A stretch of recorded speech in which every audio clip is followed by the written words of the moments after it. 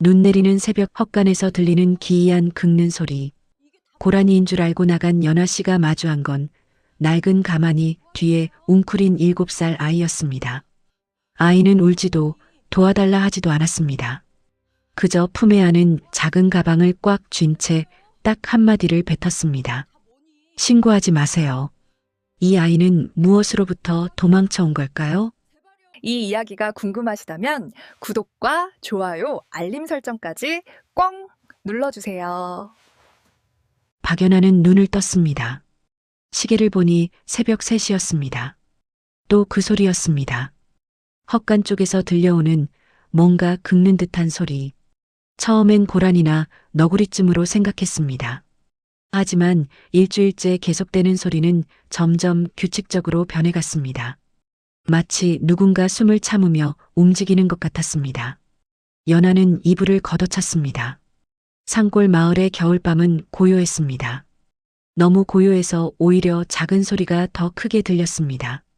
그녀는 손전등을 들고 현관문을 열었습니다. 눈이 내리고 있었습니다. 발자국이 금방 지워질 만큼 가루눈이었습니다. 헛간까지는 10m 남짓. 연아는 천천히 다가갔습니다. 문틈 사이로 손전등 불빛을 비췄습니다. 그리고 멈췄습니다. 헛간 구석, 낡은 가마니 더미 뒤에 무언가 웅크리고 있었습니다. 처음엔 짐승인 줄 알았습니다. 하지만 그것은 사람이었습니다. 아주 작은 사람, 아이였습니다. 누구야? 연아의 목소리에 아이는 움찔했지만 도망치지 않았습니다. 그저 더 몸을 웅크렸습니다. 연아는 문을 열고 안으로 들어갔습니다.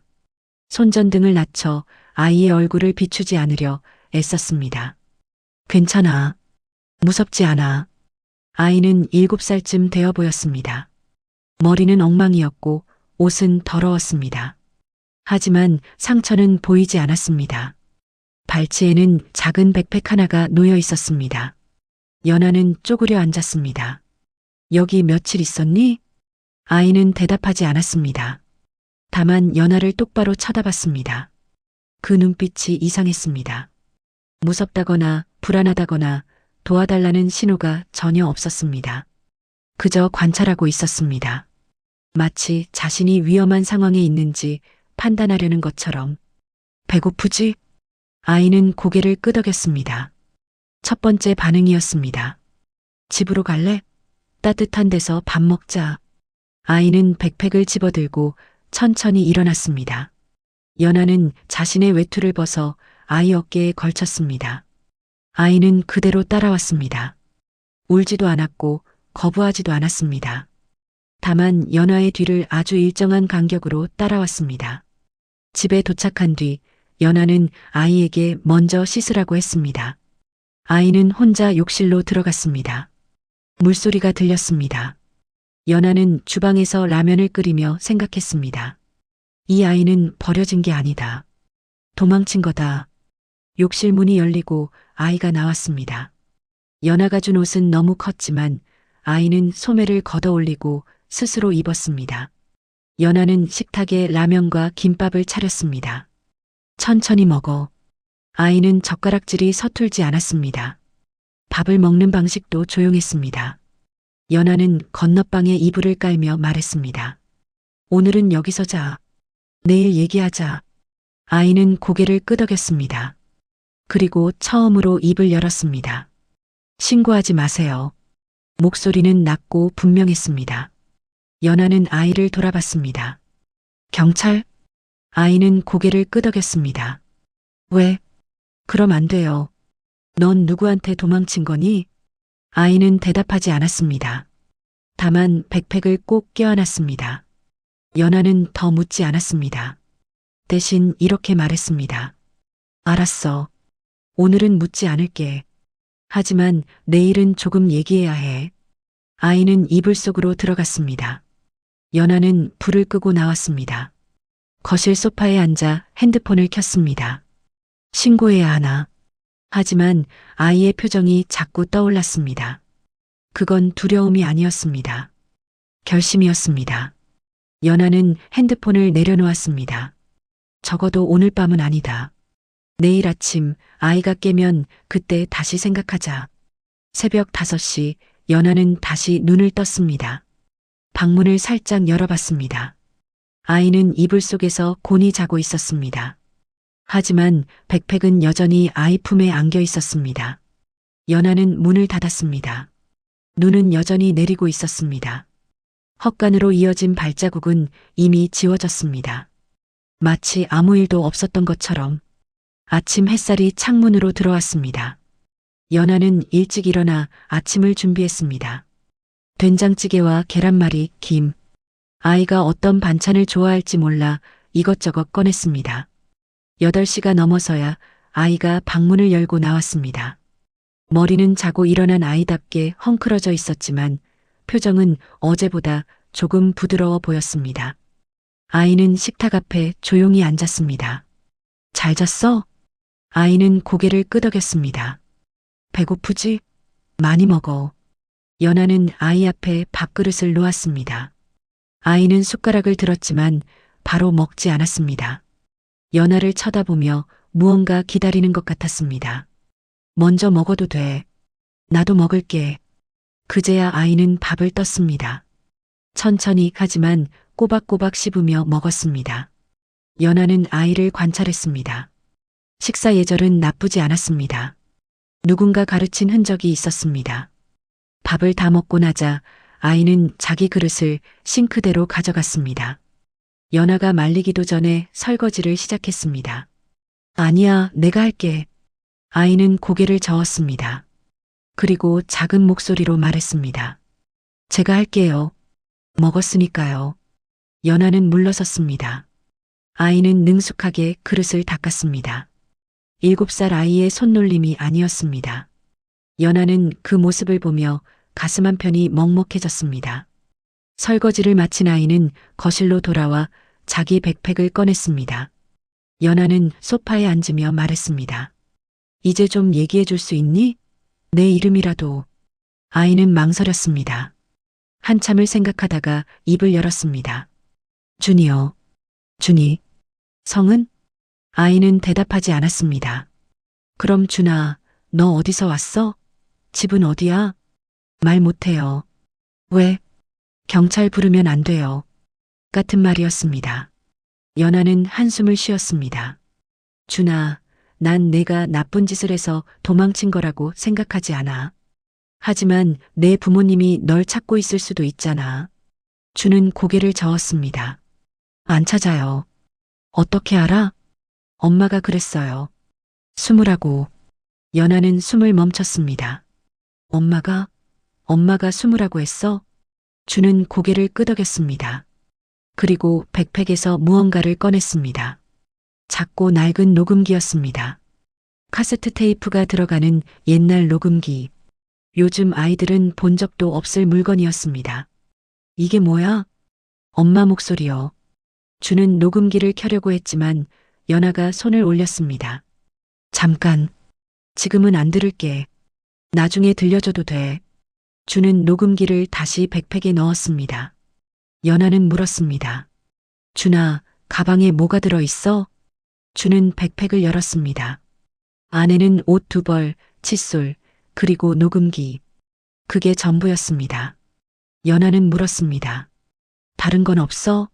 장난감이나 책 같은 거? 준은 고개를 저었습니다. 필요 없어요. 왜? 짐이 되니까요. 연하는 더 묻지 못했습니다.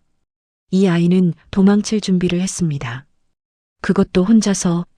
누가 시켰든 스스로 결심했든 이 아이는 살아남기 위해 준비했습니다. 준아. 네. 나한테 경찰 부르지 말라고 했지? 네. 그럼 다른 사람은? 선생님이나 동사무소 사람 같은? 준은 잠시 생각했습니다. 모르겠어요. 하지만 어른은 다 위험해요.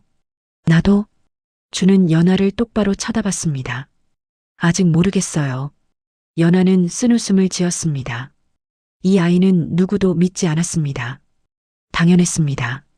누군가 이 아이를 배신했으니까요. 알았어. 그럼 이렇게 하자. 일단 며칠만 여기 있어. 내가 아무한테도 말 안 할게. 그 대신 너도 밖에 나가지 마. 알았지? 주는 고개를 끄덕였습니다. 혹시 학교는 다녔어? 아니요. 왜? 엄마가 안 보냈어요. 그럼 글은 어떻게 알아? 설거지도 혼자 하고. 주는 대답하지 않았습니다. 대신 백팩에서 작은 공책을 꺼냈습니다. 펼치자 빼곡하게 글씨가 적혀 있었습니다. 한글, 숫자, 간단한 영어 단어들. 모두 아이가 쓴 것처럼 보였습니다. 혼자 공부했어? 주는 고개를 끄덕였습니다. 연아는 공책을 넘겼습니다. 뒷장에는 그림도 있었습니다. 집 그림, 사람 그림. 그런데 이상한 점이 있었습니다. 사람 얼굴에 표정이 없었습니다. 눈, 코, 입만 있을 뿐 웃는 얼굴도 우는 얼굴도 없었습니다. 준아, 이 사람들은 누구야? 주는 고개를 저었습니다. 그냥 사람이요. 연아는 공책을 덮었습니다. 더 묻지 않았습니다. 대신 이렇게 말했습니다. 준아, 며칠 있으면 내가 편하게 느껴질 수도 있어. 그때 얘기하고 싶으면 해. 안 하고 싶으면 안 해도 돼. 나는 기다릴게. 주는 처음으로 연아를 빤히 쳐다봤습니다. 그 눈빛에는 의심과 기대가 섞여 있었습니다. 정말이요? 정말이야. 주는 천천히 고개를 끄덕였습니다. 그날 오후 연아는 준에게 방 하나를 내줬습니다. 작은 창문이 있는 방이었습니다. 주는 백팩을 구석에 놓고 이불을 정리했습니다. 연아는 문 밖에서 그 모습을 지켜봤습니다. 이 아이를 어떻게 해야 할까? 신고해야 하나? 하지만 아이는 분명히 말했습니다. 경찰 부르면 안 된다고. 연아는 결정을 내렸습니다. 일단 기다리자. 아이가 마음을 열 때까지. 밤이 되었습니다. 연아는 준의 방문 앞에 서서 물었습니다. 준아, 자기 전에 필요한 거 있어? 아니요. 그럼 잘 자. 감사합니다. 준의 목소리는 여전히 낮고 조심스러웠습니다. 연아는 불을 끄고 자기 방으로 돌아왔습니다. 그리고 한밤중 연아는 작은 소리에 깼습니다. 준의 방에서 들려오는 소리였습니다. 연아는 살금살금 다가가 문틈으로 들여다봤습니다. 준은 이불 속에서 녹음기를 듣고 있었습니다. 이어폰도 없이 작은 소리로 여자의 목소리가 희미하게 들렸습니다. 준아, 엄마 말 잘 들어야 해. 절대 나오면 안 돼. 연아는 문을 닫았습니다. 가슴이 무거웠습니다. 이 아이는 혼자가 아니었습니다. 누군가 이 아이를 숨겼습니다. 그리고 그 누군가는 이제 곁에 없었습니다. 사흘이 지났습니다. 준은 연아의 집에서 조용히 지냈습니다. 아침이면 스스로 일어나 세수를 하고 연아가 차려준 밥을 먹었습니다. 그리고 자기 방으로 돌아가 하루 종일 무언가를 했습니다. 연아는 궁금했습니다. 준이 방에서 무엇을 하는지. 넷째 날 아침 연아는 준에게 물었습니다. 준아, 방에서 뭐해? 공부해요. 혼자? 준은 고개를 끄덕였습니다. 뭘 공부하는데? 준은 대답 대신 자기 방으로 가서 공책을 가져왔습니다. 연아가 며칠 전 봤던 그 공책이었습니다. 하지만 이제는 더 많은 내용이 적혀 있었습니다. 연아는 공책을 펼쳤습니다. 덧셈, 뺄셈, 곱셈, 구구단도 적혀 있었습니다. 글씨는 삐뚤빼뚤했지만 답은 정확했습니다. 이거 다 내가 푼 거야? 네. 누가 가르쳐 줬어? 책이요. 책? 준은 백팩에서 얇은 학습지를 꺼냈습니다. 낡고 구겨진 초등학교 1학년 수학 문제집이었습니다. 연아는 문제집을 넘겼습니다. 모든 문제에 연필로 답이 적혀 있었습니다. 틀린 문제는 하나도 없었습니다. 준아, 이거 언제 풀었어? 작년이요. 작년? 그럼 지금은? 준은 또 다른 공책을 꺼냈습니다. 이번엔 2학년 수학이었습니다. 역시 모두 풀려 있었습니다. 연아는 놀랐습니다. 이 아이는 학교에 다니지 않았지만 혼자 공부했습니다. 그것도 제법 잘했습니다. 준아, 너 머리 좋구나. 준은 대답하지 않았습니다. 다만 공책을 다시 가져갔습니다. 근데 준아, 궁금한 게 있으면 누구한테 물어봤어? 엄마한테? 주는 고개를 저었습니다. 엄마는 바빴어요. 그럼 어떡해? 주는 잠시 생각하다가 말했습니다. 그냥 봤어요. 여러 번. 연하는 무슨 뜻인지 이해했습니다. 이 아이는 설명을 들어서 배운 게 아니라 스스로 관찰하고 이해했습니다. 문제를 보고 패턴을 찾고 답을 찾았습니다. 준아, 그럼 선생님이 있었으면 좋겠어? 주는 고개를 저었습니다. 왜? 설명하기 싫어요. 뭘? 모르는 거요. 연하는 고개를 갸웃했습니다. 모르는 걸 물어봐야 배우는 거 아니야? 주는 연하를 쳐다봤습니다. 물어보면 대답해야 하잖아요. 말로. 그제야 연하는 깨달았습니다. 이 아이는 말하기를 싫어했습니다. 정확히는 말로 설명하는 걸 힘들어했습니다. 준아, 혹시 말하기가 어려워? 주는 한참을 망설이다가 고개를 끄덕였습니다. 왜 어려운데? 주는 대답 대신 공책을 펼쳤습니다. 그리고 연필을 들어 뭔가를 그리기 시작했습니다. 동그라미 하나, 네모 하나, 화살표. 동그라미에서 네모로 화살표가 이어졌습니다. 이게 뭐야? 주는 동그라미를 가리켰습니다. 저요. 그리고 네모를 가리켰습니다. 말이요. 연하는 이해했습니다. 준에게는 자기 생각을 말로 바꾸는 게 어려웠습니다. 하지만 그림으로는 표현할 수 있었습니다. 그럼 준아, 앞으로 말하기 싫으면 그림 그려도 돼. 내가 이해해 볼게. 준은 처음으로 작게 웃었습니다. 아주 짧은 순간이었지만 연하는 그 미소를 놓치지 않았습니다. 그날 오후 연하는 준에게 색연필과 스케치북을 건넸습니다. 이것 써. 필요하면 여기에 그려. 준은 스케치북을 받아들었습니다. 그리고 첫 장을 펼쳐 뭔가를 그렸습니다. 집 그림이었습니다. 작은 집, 큰 나무, 그리고 사람 2명. 이게 내 집이야? 주는 고개를 끄덕였습니다. 이 사람들은? 주는 한 사람을 가리켰습니다. 엄마요. 그리고 다른 사람을 가리켰습니다. 저요. 아빠는?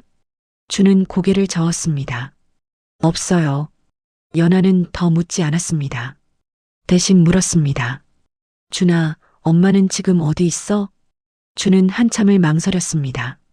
그리고 스케치북에 또 다른 그림을 그렸습니다. 이번엔 병원 건물이었습니다. 십자가 표시가 그려진 큰 건물. 엄마가 아파? 주는 고개를 끄덕였습니다. 많이?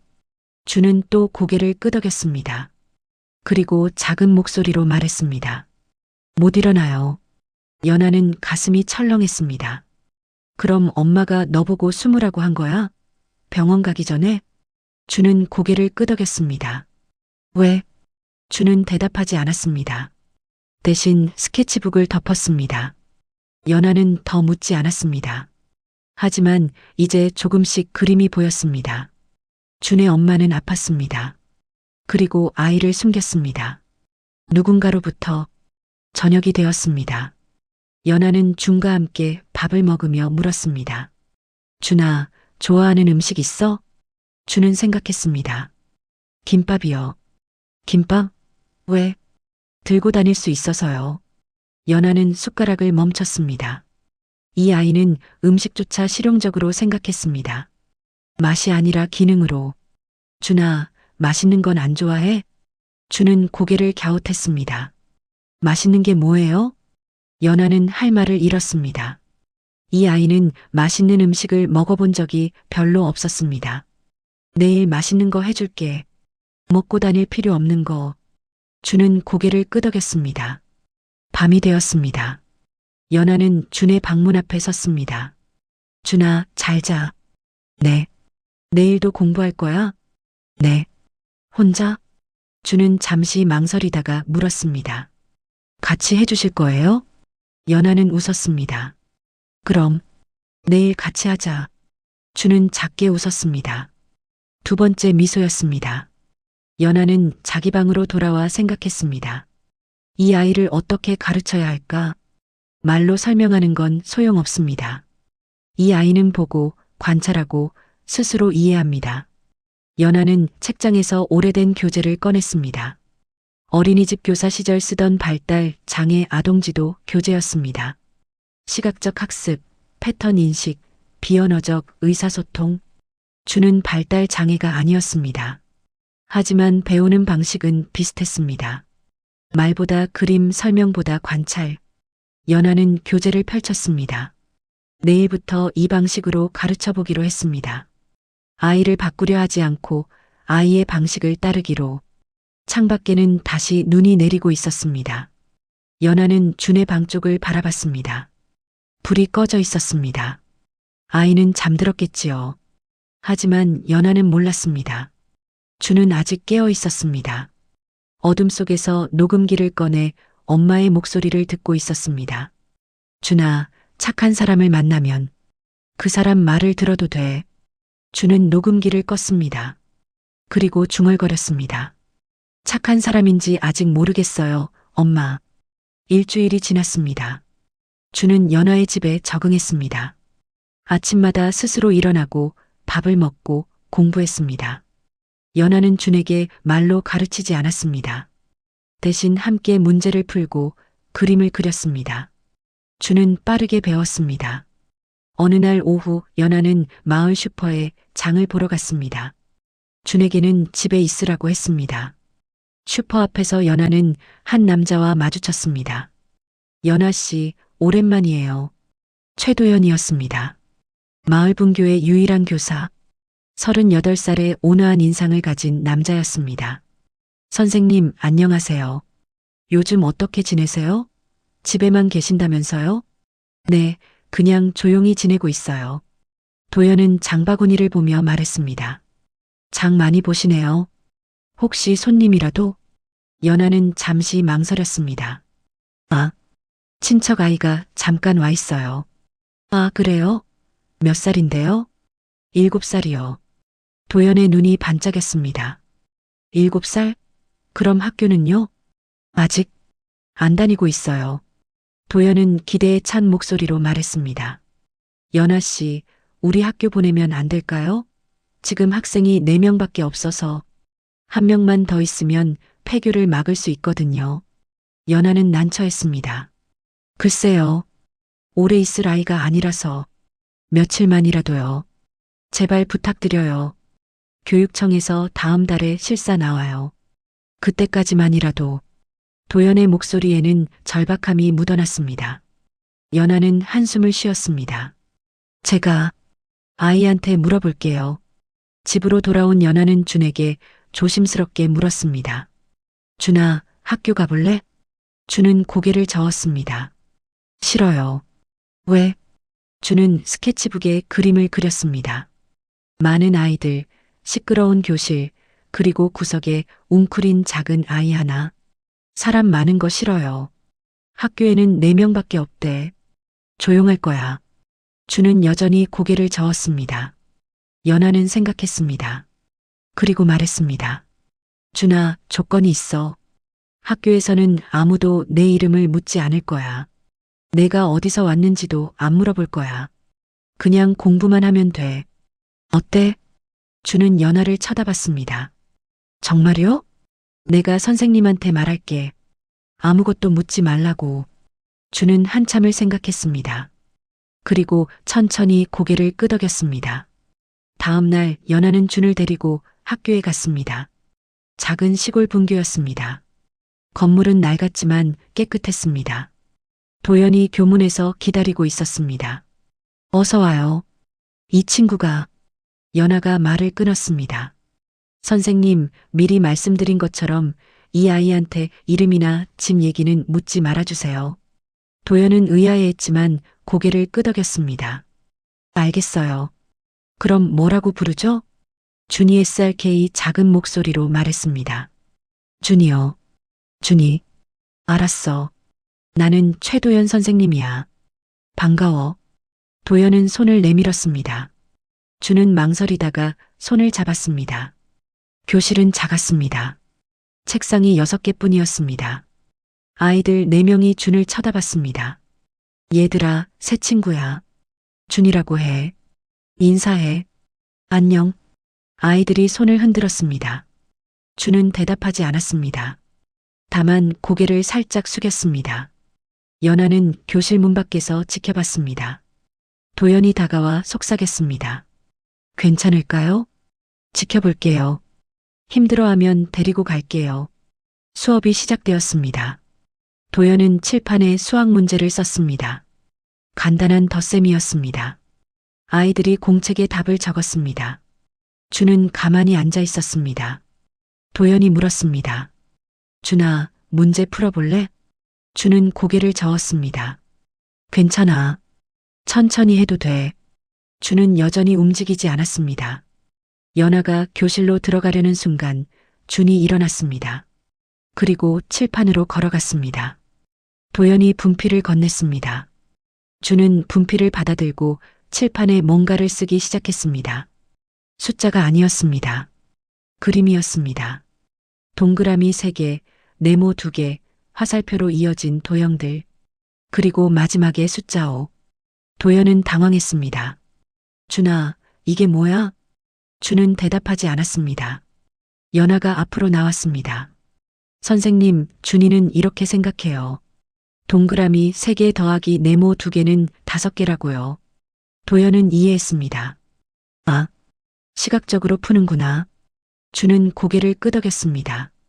도연은 웃었습니다. 좋아. 그럼 다음 문제도 그림으로 풀어봐. 준은 다시 칠판에 그림을 그렸습니다. 이번엔 더 복잡한 도형들. 하지만 답은 정확했습니다. 수업이 끝난 뒤 준은 교실 구석에 앉아 있었습니다. 다른 아이들이 다가왔습니다. 준아, 같이 놀래? 준은 고개를 저었습니다. 왜? 재미있는데. 준은 대답하지 않았습니다. 아이들은 실망했지만 억지로 끌지는 않았습니다. 점심시간 도연이 준에게 물었습니다. 준아, 학교 어때? 준은 한참을 생각하다가 말했습니다. 조용해요. 좋은 거야? 준은 고개를 끄덕였습니다. 그럼 내일도 올래? 준은 망설였습니다. 그리고 작게 말했습니다. 모르겠어요. 방과 후 연아는 준을 데리고 집으로 돌아왔습니다. 집에 도착하자마자 준은 자기 방으로 들어갔습니다. 연아는 문 밖에서 물었습니다. 준아, 힘들었어? 아니요. 그럼 내일도 갈 거야? 준은 대답하지 않았습니다. 연아는 더 묻지 않았습니다. 밤이 되었습니다. 연아가 잠들려는 순간 준이 방에서 작은 소리가 들렸습니다. 연아는 일어나 문틈으로 들여다봤습니다. 준은 스케치북에 무언가를 그리고 있었습니다. 학교 건물, 아이들, 그리고 칠판. 칠판에는 준이 그린 도형들이 그려져 있었습니다. 연아는 조용히 물러섰습니다. 아이는 학교가 싫지 않은 것 같았습니다. 다음 날 아침 준이 먼저 말했습니다. 오늘도 갈게요. 연아는 웃었습니다. 그래. 준비해. 학교로 가는 길 준은 연아에게 물었습니다. 저 계속 다녀도 돼요? 이름 안 물어봐도 되나요? 내가 약속했잖아. 준은 안도한 듯 한숨을 쉬었습니다. 하지만 준도 연아도 몰랐습니다. 마을 입구에 낯선 차 한 대가 세워져 있다는 것을, 그리고 그 차 안에서 한 남자가 학교 쪽을 지켜보고 있다는 것을. 준이 학교에 다닌 지 사흘째 되던 날이었습니다. 연아는 집안 청소를 하다가 준의 방문이 열려 있는 것을 발견했습니다. 평소에는 항상 닫혀 있었는데 오늘은 달랐습니다. 연아는 망설였습니다. 들어가도 될까? 하지만 청소는 해야 했습니다. 그녀는 조심스럽게 방 안으로 들어갔습니다. 방은 깨끗했습니다. 이불은 정리되어 있고 책상 위에는 공책들이 가지런히 놓여 있었습니다. 준의 백팩은 침대 옆 구석에 있었습니다. 연아가 청소를 마치고 나가려는 순간 백팩이 넘어졌습니다. 안에서 무언가 떨어져 나왔습니다. 녹음기였습니다. 연아는 녹음기를 집어들었습니다. 낡고 오래된 물건이었습니다. 테이프가 들어가 있었습니다. 연아의 손이 재생 버튼으로 향했습니다. 들어도 될까? 이건 준의 물건입니다. 하지만 이 안에 뭔가 중요한 게 있을지도 모릅니다. 준이 왜 도망쳐야 했는지, 왜 경찰을 부르면 안 되는지. 연아는 버튼을 눌렀습니다. 처음엔 잡음만 들렸습니다. 그리다 여자의 목소리가 흘러나왔습니다. 떨리는 목소리였습니다. 준아, 엄마 목소리 잘 들려? 연아는 숨을 멈췄습니다. 엄마가 이제 많이 아파. 병원에 가야 할 것 같아. 하지만 넌 절대 따라오면 안 돼. 알았지? 목소리가 끊겼습니다. 기침 소리가 들렸습니다. 한참 뒤에 목소리가 다시 이어졌습니다. 엄마가 내게 해줄 수 있는 건 이것뿐이야. 이 녹음기 절대 잃어버리면 안 돼. 이게 증거야. 연아의 손이 떨렸습니다. 준아, 넌 아무 잘못도 없어. 내가 본 건 사고가 아니었어. 하지만 어른들은 사고라고 할 거야. 그리고 너한테 물어볼 거야. 뭘 봤냐고. 목소리가 더 낮아졌습니다.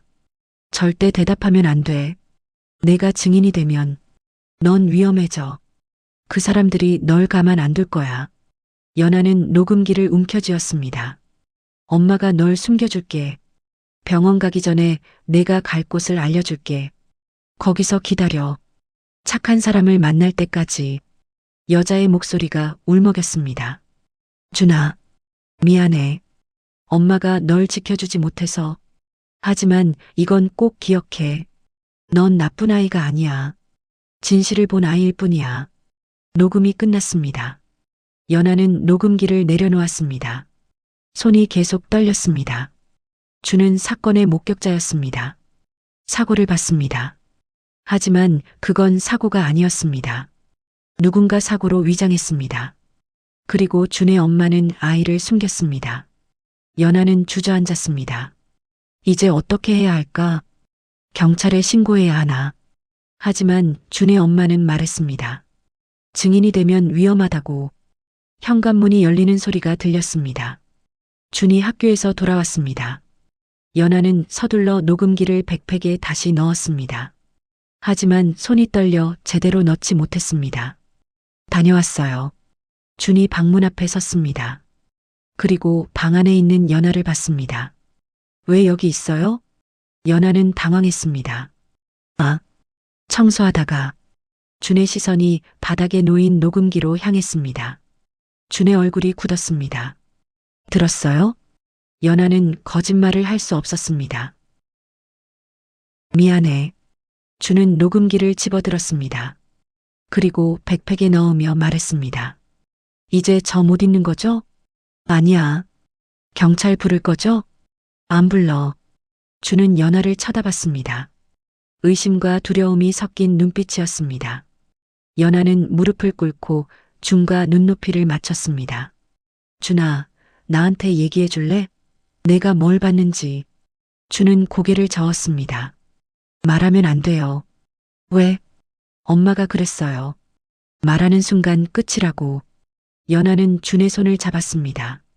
준아, 난 널 지킬 거야. 하지만 그러려면 알아야 해. 내가 누구한테 도망친 건지. 준은 한참을 망설였습니다. 그리고 스케치북을 꺼냈습니다.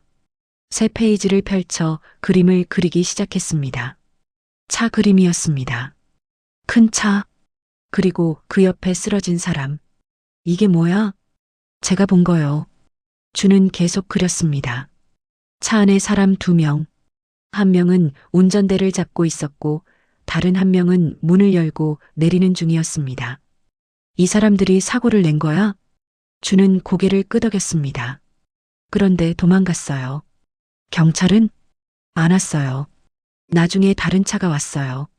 준은 또 다른 차를 그렸습니다. 그리고 그 차에서 내리는 사람. 이 사람이 뭘 했는데? 준은 쓰러진 사람을 지우고 다른 위치에 다시 그렸습니다. 옮겼어요.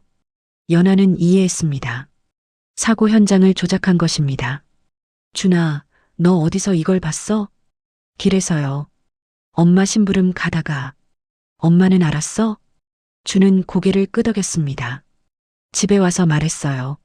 그랬더니 엄마가 무서워했어요. 왜? 이 사람들이 나쁜 사람들이래요.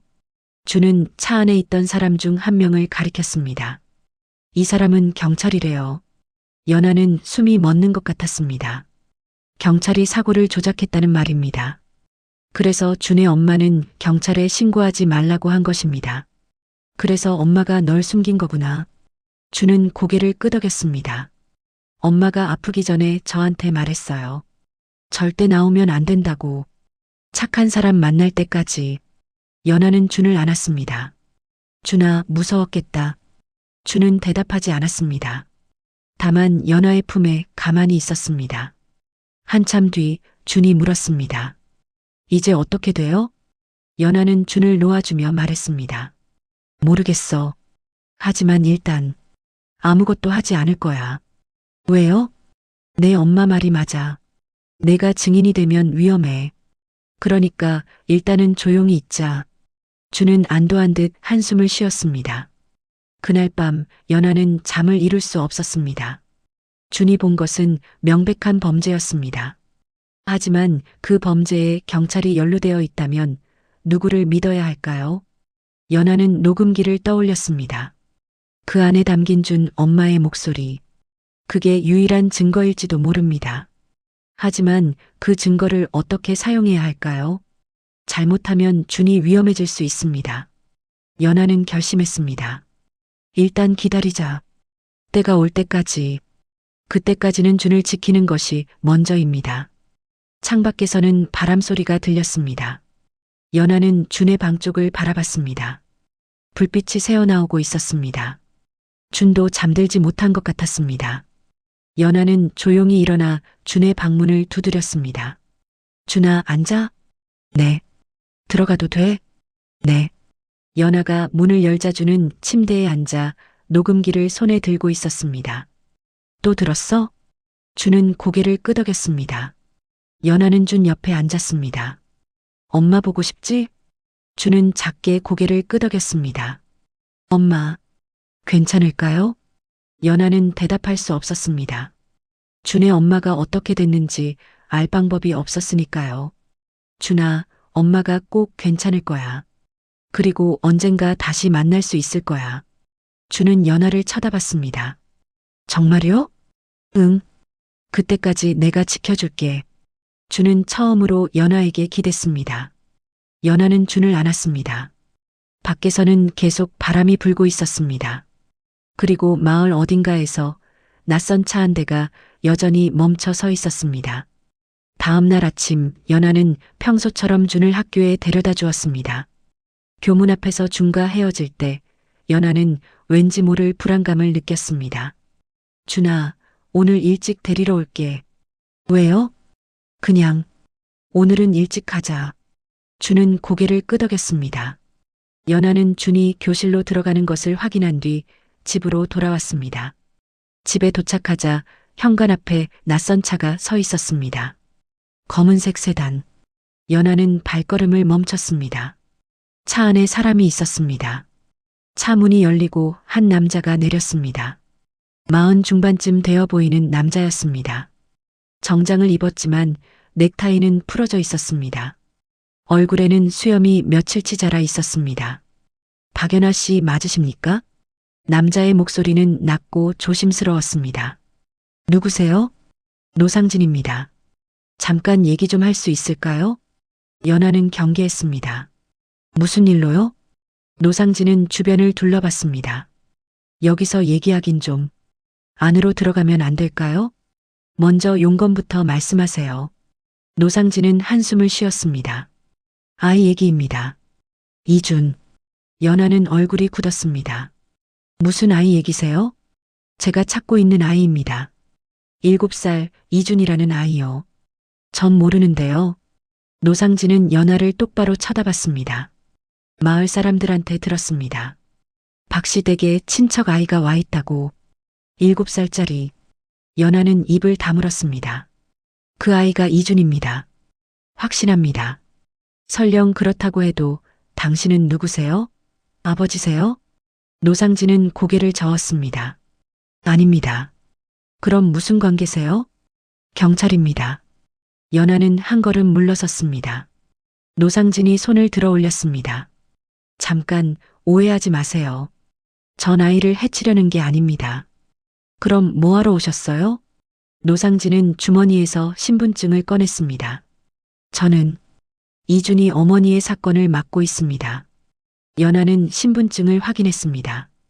진짜였습니다. 하지만 믿을 수 없었습니다. 준희 엄마가 어떻게 됐는데요? 돌아가셨습니다. 일주일 전에 연하는 숨이 멎는 것 같았습니다. 뭐라고요? 병원에서 돌아가셨습니다. 말기암이었습니다. 그리고 돌아가시기 전에 저한테 부탁하셨습니다. 아이를 찾아달라고. 연하는 현관문을 열었습니다. 들어오세요.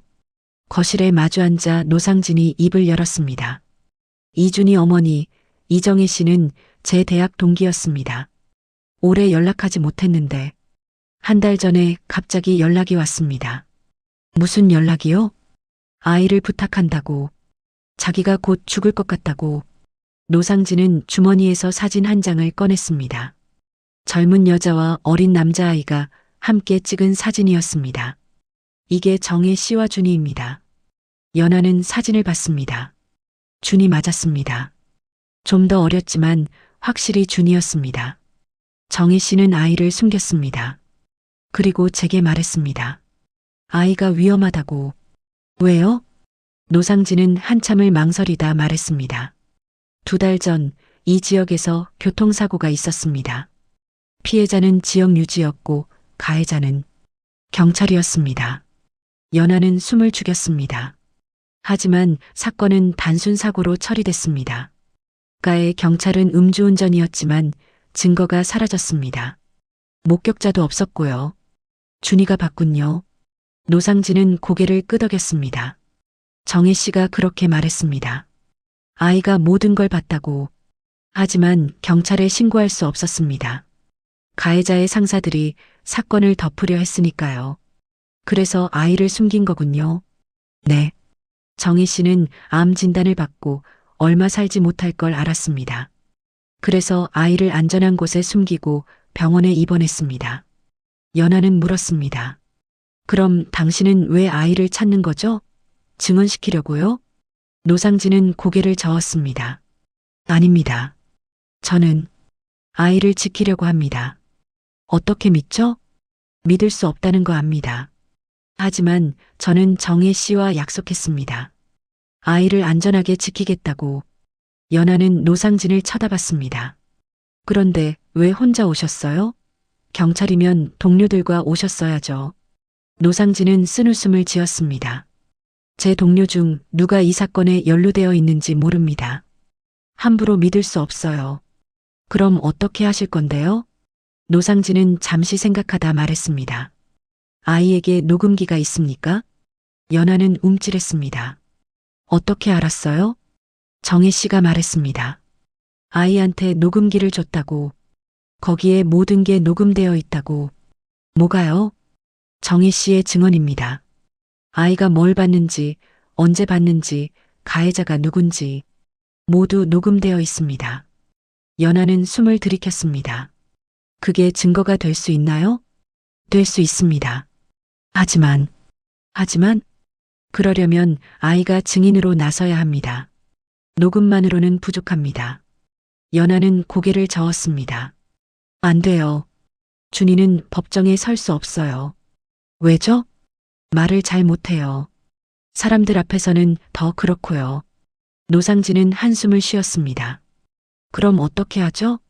이대로 덮으란 말입니까? 당신이 해결하세요. 경찰이잖아요. 증거가 없으면 아무것도 할 수 없습니다. 연하는 일어섰습니다. 돌아가세요.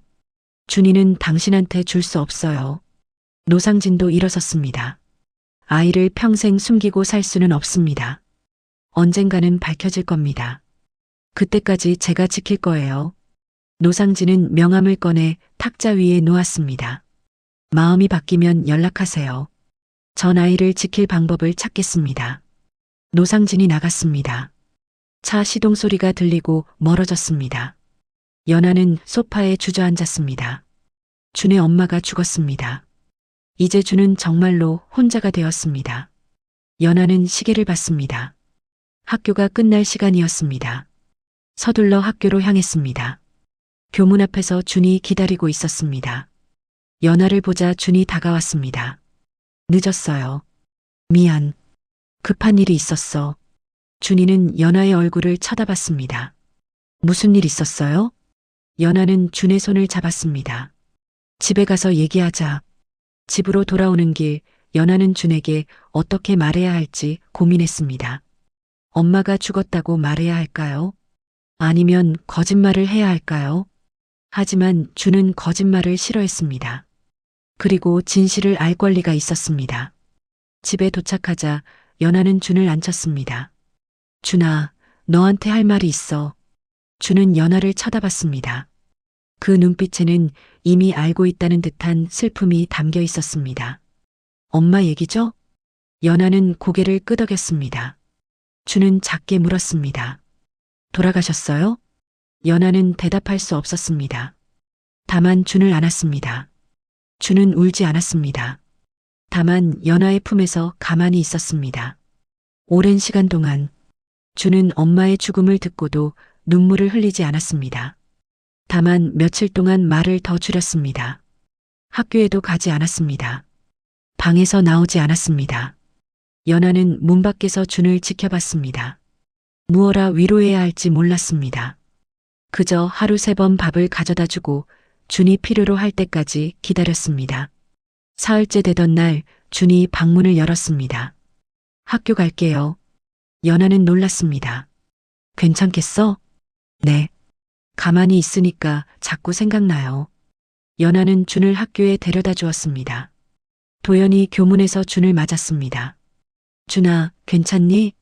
준은 고개를 끄덕였습니다. 힘들면 언제든지 보건실 가. 알았지? 준은 교실로 들어갔습니다. 연아는 도연에게 작게 말했습니다. 준이 엄마가 돌아가셨어요. 도연은 놀란 표정을 지었습니다. 그럼 준이는 이제 혼자예요. 친척은 없는 것 같아요. 도연은 안타까운 표정을 지었습니다. 그럼 어떻게 하실 건데요? 모르겠어요. 일단 제가 돌볼 거예요. 집으로 돌아온 연아는 노상진의 명함을 꺼내봤습니다. 전화를 해야 할까요? 하지만 노상진을 믿을 수 있을까요? 그때 전화벨이 울렸습니다. 노상진이었습니다. 무슨 일이세요? 급한 일입니다. 지금 만날 수 있습니까? 왜요? 그쪽으로 가고 있는 사람들이 있습니다. 연아는 긴장했습니다. 누구요? 사건 관련자들입니다. 아이가 그쪽에 있다는 걸 알아낸 것 같습니다. 어떻게요? 제가 실수했습니다. 마을에서 아이 얘기를 물어봤는데 누군가 신고한 것 같습니다. 연아는 숨이 막혔습니다. 지금 당장 오세요. 곧 도착합니다. 그 전에 아이를 데려오세요. 학교에 있죠? 연아는 전화를 끊고 서둘러 학교로 달려갔습니다. 교실 문을 열자 도연이 놀라 쳐다봤습니다. 연아 씨? 무슨 일이? 준이 데려가야 해요. 지금 당장. 준이 일어섰습니다. 연아의 표정을 보고 무슨 일인지 알아챈 듯 했습니다. 가방 챙겨. 준은 백팩을 챙겼습니다. 도연이 물었습니다. 무슨 일인데요? 나중에 설명할게요. 일단 준이를 숨겨야 해요. 도연은 잠시 생각하더니 말했습니다. 방송실로 가세요. 방송실요? 학교에서 가장 안쪽에 있어요. 문도 이중으로 잠글 수 있고요. 거기서 기다리세요. 연아는 준의 손을 잡고 방송실로 향했습니다. 낡은 건물 끝 계단을 올라가야 했습니다. 방송실은 작았지만 안전해 보였습니다. 준이 물었습니다. 누가 와요? 너를 찾는 사람들. 나쁜 사람들이요? 연아는 고개를 끄덕였습니다. 준은 백팩을 열고 녹음기를 꺼냈습니다.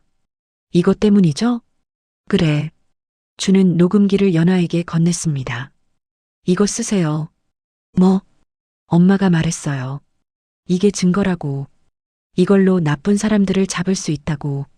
연아는 녹음기를 받았습니다. 준아, 하지만 이걸 어떻게 해? 준은 방송실 기계를 가리켰습니다. 여기서 틀면 되잖아요. 학교 전체에 들리게. 연아는 깨달았습니다. 방송실. 여기서 녹음을 틀면 학교 전체에 들립니다.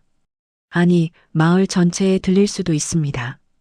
이 학교 방송은 마을 스피커와 연결되어 있었으니까요. 준아, 이걸 공개하면 너도 위험해질 수 있어. 준은 고개를 저었습니다. 괜찮아요. 엄마가 말했어요. 진실을 말하는 게 두려워도 언젠가는 말해야 한다고. 연아는 준을 안았습니다. 용감한 아이구나. 밖에서 차 소리가 들렸습니다. 열어대었습니다. 연아는 창문으로 내다봤습니다. 검은 차 세 대가 학교 앞에 멈춰 섰습니다. 남자 5명이 내렸습니다. 정장을 입었지만 경찰처럼 보이지는 않았습니다. 그중 한 명이 도연과 얘기하고 있었습니다. 도연이 고개를 저었습니다. 남자가 도연을 밀쳤습니다. 도연이 넘어졌습니다. 연아는 긴장했습니다. 저들은 경찰이 아니었습니다. 사건을 덮으려는 사람들이었습니다. 준이 물었습니다. 이제 어떻게 해요? 연아는 녹음기를 방송기계에 연결했습니다. 손이 떨렸습니다. 준아, 이걸 틀면 모든 게 끝나. 좋은 쪽으로든 나쁜 쪽으로든 틀어요. 하지만 엄마가 이걸 준 이유가 있어요. 쓰라고요. 연아는 재생 버튼을 눌렀습니다. 처음엔 잡음만 흘러나왔습니다. 그러다 이정희의 목소리가 방송으로 퍼졌습니다. 제 이름은 이정희입니다. 저는 지금 죽어가고 있습니다. 하지만 죽기 전에 진실을 말해야 합니다. 밖에서 소란이 일었습니다. 남자들이 방송 소리를 들었습니다. 2달 전 제 아들 이준이는 교통사고를 목격했습니다. 가해자는 김태윤, 이 지역 경찰서 교통과 소속 경찰이었습니다. 남자들이 건물 안으로 뛰어들어왔습니다. 하지만 사고는 은폐되었습니다. 김태윤의 상사 박철민 경감이 증거를 없앴습니다. 피해자의 위치를 옮기고 블랙박스 영상을 지웠습니다. 계단을 올라오는 발소리가 들렸습니다. 제 아들은 모든 걸 봤습니다. 하지만 저는 신고할 수 없었습니다. 경찰을 믿을 수 없었으니까요. 방송실 문이 흔들렸습니다. 남자들이 문을 부수려 했습니다. 이 녹음이 들리고 있다면 제 아들이 용기를 냈다는 뜻입니다. 부디 제 아들을 지켜주세요. 그리고 진실이 밝혀지길. 녹음이 끝났습니다. 문이 부서졌습니다. 남자들이 들어왔습니다. 하지만 그 순간 또 다른 소리가 들렸습니다. 사이렌 소리였습니다. 진짜 경찰이 온 것입니다. 노상진이 계단을 뛰어 올라왔습니다. 뒤에는 다른 경찰들이 따라왔습니다. 모두 꼼짝 마. 남자들이 체포되었습니다. 노상진이 방송실로 들어왔습니다. 괜찮으십니까? 연아는 고개를 끄덕였습니다. 준을 꼭 안고 있었습니다. 노상진이 무릎을 꿇고 준과 눈높이를 맞췄습니다. 준아, 용감했어. 내 엄마가 자랑스러워 하실 거야. 준은 처음으로 눈물을 흘렸습니다. 참았던 눈물이 쏟아졌습니다. 연아가 준을 안았습니다. 밖에서는 마을 사람들이 모여들었습니다. 방송을 다 들은 것입니다. 도연이 방송실로 올라왔습니다. 준아, 괜찮니? 준은 눈물을 닦으며 고개를 끄덕였습니다. 노상진이 말했습니다. 이제 검찰에 넘어갈 겁니다. 녹음 내용과 준이의 증언으로 재수사가 진행될 겁니다. 연아가 물었습니다. 준이가 법정에 서야 하나요? 노상진은 고개를 저었습니다. 녹음만으로도 충분합니다. 준이 증언은 선택사항입니다. 준이 작은 목소리로 말했습니다. 안 할래요. 왜? 이미 엄마가 말했어요. 제가 또 말할 필요 없어요. 노상진은 웃었습니다. 그래, 내 말이 맞아. 내 엄마가 이미 다 말했어. 연아가 준에게 물었습니다. 준아, 무섭지 않았어? 준은 고개를 저었습니다. 무서웠어요. 하지만 아줌마가 있었잖아요. 연아는 준을 꼭 안았습니다. 잘했어, 준아. 정말 잘했어. 해가 지고 있었습니다. 경찰들은 남자들을 데리고 떠났습니다. 마을은 다시 조용해졌습니다. 하지만 모든 게 끝난 건 아니었습니다. 이제 준의 미래를 결정해야 했습니다. 준은 더 이상 숨어 지낼 필요가 없었습니다. 하지만 갈 곳도 없었습니다. 연하는 준의 손을 잡고 집으로 돌아왔습니다. 내일 무슨 일이 일어날지 몰랐습니다. 하지만 오늘 하루는 버텼습니다. 그리고 그것만으로도 충분했습니다. 사건이 끝난 뒤 일주일이 지났습니다. 검찰 조사가 시작되었고 김태훈과 박철민은 구속되었습니다. 언론에서는 연일 이 사건을 다뤘습니다. 하지만 준이의 신원은 보호되었습니다. 노상진이 약속을 지킨 것입니다. 연하의 집에는 여러 사람들이 찾아왔습니다. 아동보호 전문기관, 사회복지사, 그리고 법원 관계자들 모두 준이의 미래를 논의하러 왔습니다. 친척이 없다면 국가보호 체계로 들어가야 합니다. 사회복지사가 말했습니다. 연하는 준을 바라봤습니다. 준은 창밖을 보고 있었습니다. 표정이 없었습니다. 위탁 가정을 찾아드리겠습니다. 좋은 분들이 계십니다. 연하가 물었습니다. 제가 맡을 수는 없나요? 사회복지사는 고개를 저었습니다. 법적 보호자가 되려면 절차가 필요합니다. 시간이 걸리고 심사도 받아야 합니다. 얼마나 걸리는데요? 최소 6개월에서 1년입니다. 연하는 한숨을 쉬었습니다. 그 사이에 준은 어디로 가야 할까요? 준이 처음으로 입을 열었습니다. 괜찮아요. 연하가 돌아봤습니다. 뭐가? 저 혼자서도 괜찮아요. 어디 가도. 연하는 가슴이 아팠습니다. 준아, 엄마도 없고 집도 없어요. 어차피 어디 가야 해요. 사회복지사가 조심스럽게 말했습니다. 준아, 새로운 가족을 만날 수도 있어. 널 사랑해줄 사람들을. 준은 고개를 저었습니다. 전사랑 같은 거 필요 없어요. 그냥 조용히 있고 싶어요. 방 안이 조용해졌습니다. 연하는 준에게 다가가 무릎을 꿇었습니다. 준아, 나한테 시간을 줘. 내가 내 보호자가 될 수 있게. 그때까지만 기다려줘. 준은 연하를 쳐다봤습니다. 정말요? 정말이야. 포기 안 할게. 준은 처음으로 작게 웃었습니다. 한 달이 지났습니다. 준은 임시 위탁 가정으로 갔습니다. 이웃 마을에 사는 부부의 집이었습니다. 좋은 사람들이었습니다. 하지만 준은 여전히 말이 없었습니다. 연하는 매주 준을 만나러 갔습니다. 함께 공부하고 산책하고 밥을 먹었습니다. 준은 조금씩 밝아졌습니다. 하지만 여전히 묻지 않았습니다. 언제 데리러 올 거냐고. 연하는 법원에 보호자 신청서를 냈습니다. 서류를 준비하고 심사를 받고 면접을 받습니다. 과정은 길고 복잡했습니다. 석 달이 지났을 때 도연이 연하를 찾아왔습니다. 연하 씨, 좋은 소식이 있어요. 뭔데요? 학교가 폐교를 면했어요. 교육청에서 특별 인정을 해줬어요. 어떻게요? 준이 사건 때문이에요. 학교가 아이를 지켰다고. 그래서 특별히 학생 수 기준을 완화해줬대요. 연하는 놀랐습니다.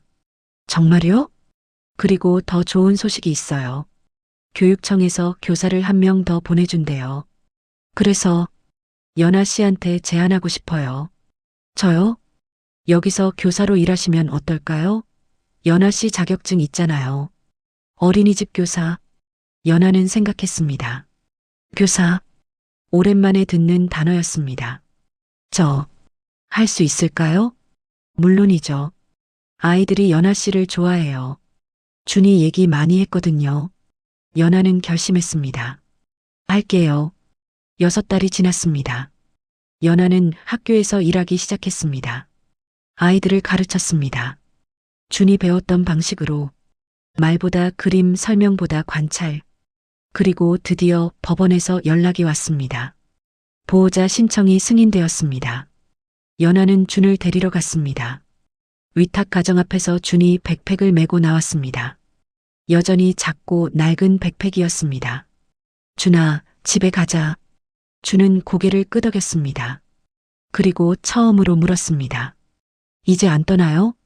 연하는 무릎을 꿇고 준과 눈높이를 맞췄습니다. 응, 이제 안 떠나. 정말요? 정말이야. 우리 집이야, 이제. 준은 연하를 안았습니다. 처음으로 먼저 안았습니다. 연아는 눈물을 참을 수 없었습니다. 하지만 행복은 오래가지 않았습니다. 1년이 지났을 때 연아는 결심했습니다. 준아, 너한테 할 얘기가 있어. 뭔데요? 너, 이제 이 마을을 떠나야 해. 준은 놀란 표정을 지었습니다. 왜요? 내가 더 좋은 교육을 받을 수 있는 곳으로 가야 할 것 같아. 저는 여기가 좋은데요. 연아는 준의 손을 잡았습니다. 준아, 넌 똑똑해. 여기 작은 학교보다 더 많은 걸 배울 수 있어. 그리고 나도 내가 더 넓은 세상을 봤으면 좋겠어. 준은 한참을 생각했습니다. 그럼 같이 가요. 연아는 고개를 저었습니다. 나는 여기 남을 거야. 왜요? 이 학교가 필요로 해. 나를. 준은 이해했습니다. 그럼 저 혼자 가요? 내가 좋은 곳을 찾았어. 서울에 있는 특수학교. 너처럼 말보다 다른 방식으로 배우는 아이들을 위한 학교야. 준은 조용히 물었습니다. 거기 가면 아줌마 못 봐요? 주말마다 올게. 그리고 방학 때는 내가 여기 오는 거야. 준은 고개를 끄덕였습니다. 알겠어요. 한 달 뒤 연아는 준을 서울로 데려갔습니다. 새 학교는 깨끗하고 넓었습니다. 선생님들은 친절했습니다. 준은 새 교실을 둘러봤습니다. 어때? 좋아요. 연아는 준을 안았습니다. 잘 지내. 힘들면 언제든지 전화해. 네. 그리고 준아. 네. 나는 내 엄마가 아니야. 그건 알지? 준은 고개를 끄덕였습니다. 하지만 나는 내 편이야. 항상. 준은 처음으로 환하게 웃었습니다. 저도 알아요. 아줌마가 제 편이라는 거. 연아는 학교를 떠났습니다. 버스 정류장에서 뒤돌아봤습니다. 준이 창문에서 손을 흔들고 있었습니다. 연아도 손을 흔들었습니다. 그리고 버스에 올랐습니다. 3년 후 산골 마을의 분교는 여전히 있었습니다. 아니, 더 커졌습니다. 학생이 20명으로 늘었습니다. 다른 지역에서도 아이들이 찾아왔습니다. 아이를 기다려주는 학교라는 소문을 듣고 연아는 여전히 그 학교에서 가르쳤습니다. 말이 느린 아이, 글이 서툰 아이, 남들과 다른 아이들을. 준이 그랬던 것처럼 어느 여름날 한 아이가 학교를 찾아왔습니다. 10살이 된 준이었습니다. 방학을 맞아온 것입니다. 연아 선생님, 준은 이제 먼저 인사했습니다. 말도 많아졌습니다. 친구 얘기, 학교 얘기, 배운 것들 얘기. 연아는 준의 변화에 놀랐습니다. 준아, 많이 컸구나. 당연하죠. 3년이나 지났는걸요. 학교는 좋아? 네. 거기도 저 같은 애들이 많아요. 말 안 해도 이해해줘요. 연아는 웃었습니다. 그래, 잘 됐다. 준이 백팩에서 무언가를 꺼냈습니다. 편지였습니다. 이거 연아 선생님한테 쓴 거예요. 연아는 편지를 받았습니다. 펼쳐 읽었습니다. 연아 선생님께. 선생님은 제 엄마가 아니에요. 저도 알아요. 하지만 선생님이 제 편이었던 시간은 진짜였어요. 그게 가장 중요한 것 같아요. 엄마는 저를 낳아줬어요. 하지만 선생님은 저를 기다려줬어요. 말할 수 있을 때까지. 감사해요. 그리고 사랑해요. 준올림. 연아는 편지를 읽으며 눈물을 흘렸습니다. 준이 다가와 연아를 안았습니다. 울지 마세요. 기쁜 눈물이야. 그래도 울면 안 돼요. 선생님은 강한 사람이잖아요. 연아는 웃으며 눈물을 닦았습니다. 그래, 선생님은 강해. 그날 저녁 연아와 준은 함께 헛간을 찾아갔습니다. 처음 만났던 그곳. 이제는 깨끗이 정리되어 있었습니다. 여기서 처음 만났죠? 응. 너 여기 숨어 있었어. 무서웠어요. 그때 나도. 준이가 물었습니다. 왜요? 선생님도 무서웠어요? 응. 내가 떠날까봐. 준은 연아의 손을 잡았습니다. 안 떠나요. 저 여기 사람이에요. 이 마을. 연아는 준을 안았습니다. 그래, 넌 여기 사람이야. 해가 지고 있었습니다. 산골 마을의 저녁은 여전히 고요했습니다. 하지만 더 이상 외롭지 않았습니다. 연아와 주는 함께 집으로 돌아왔습니다. 저녁을 먹고 이야기를 나누고 내일 할 일을 계획했습니다. 그리고 밤이 되었습니다. 준이 자기 방으로 들어가기 전에 물었습니다. 선생님, 내일도 같이 있을 거죠? 당연하지. 넌 여기 있을 거잖아. 일주일만요. 준은 웃으며 방으로 들어갔습니다. 연아는 거실에 앉아 준의 편지를 다시 읽었습니다. 엄마는 아니었지만 내 편이었던 시간은 진짜였다. 연아는 편지를 조심스럽게 접었습니다. 그리고 서랍에 넣었습니다. 가장 소중한 곳에 창밖에는 별이 떠올랐습니다. 산골 마을의 밤하늘은 맑았습니다. 별들이 총총히 빛났습니다. 연아는 생각했습니다. 엄마는 아니었지만 그래도 괜찮다고, 준의 편이었다는 것만으로 충분하다고, 그리고 그것이 사랑이라고. 몇 년이 흘러 그분교는 아이를 기다려주는 학교로 이름을 바꿨습니다. 말이 느린 아이, 다르게 배우는 아이, 숨고 싶었던 아이들이 찾아오는 곳이 되었습니다. 그리고 그 학교 한쪽 벽에는 작은 사진이 걸려 있습니다. 헛간 앞에서 찍은 사진. 한 여자와 한 아이가 함께 웃고 있는 사진. 사진 아래에는 이렇게 적혀 있습니다. 여기는 기다려주는 곳입니다. 여러분이라면 어떻게 하셨을까요? 헛간에서 발견한 아이를 신고했을까요? 아니면 연아처럼 기다려주셨을까요? 정답은 없습니다. 하지만 한 가지는 확실합니다. 세상에는 도움의 손길을 기다리는 아이들이 아직도 많다는 것. 여러분의 작은 관심이 누군가에게는 큰 희망이 될 수 있습니다. 댓글로 여러분의 생각을 들려주세요.